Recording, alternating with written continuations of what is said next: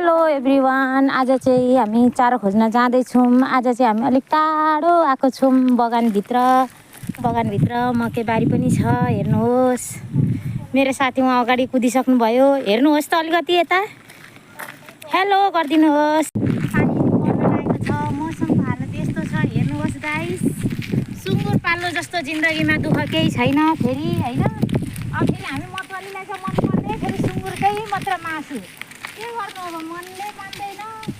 यता गयो सुँगुरको मासु, उता गयो सुँगुरको। यता हेर्दै बस्नु न।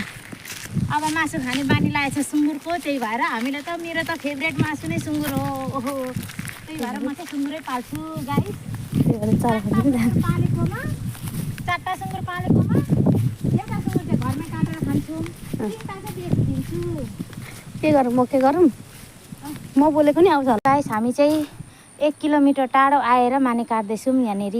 गाइस यस्तो छ, हामीलाई त रोपेर राखिदिए जस्तो भएको छ। आज चाहिँ हेर्नु, मौसम पनि यस्तो अनि माने यस्तो पाउनु भनेको यो चाहिँ हाम्रो किस्मत खुलेको हो गाइस।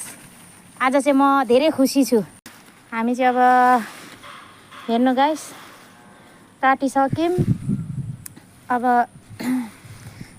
डोकोमा हाल्ने, बारी भर्यो भने भर्ने, भरेन भने फेरि अर्कोतिर खोज्न जाने।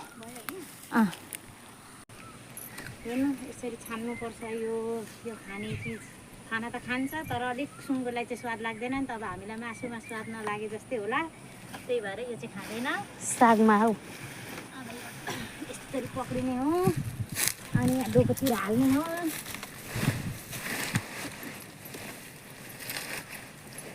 भारी भरिएन छ लडो मैले बोलेको नि आयो।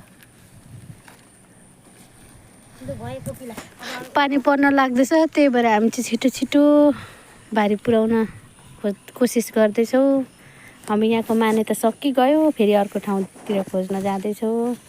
हाम्रो चाहिँ अब के अरे, चारो खोज्न आएको। चारो खोज्दाखेरि अनुहार अब यस्तै हो होइन, मेकअप गरेर हिँड्न मिल्दैन। अब चारो खोज्न आउँदाखेरि अब बगानमा यस्तो झाडी हुँदी, त्यही भएर सो हामी चाहिँ सिम्पल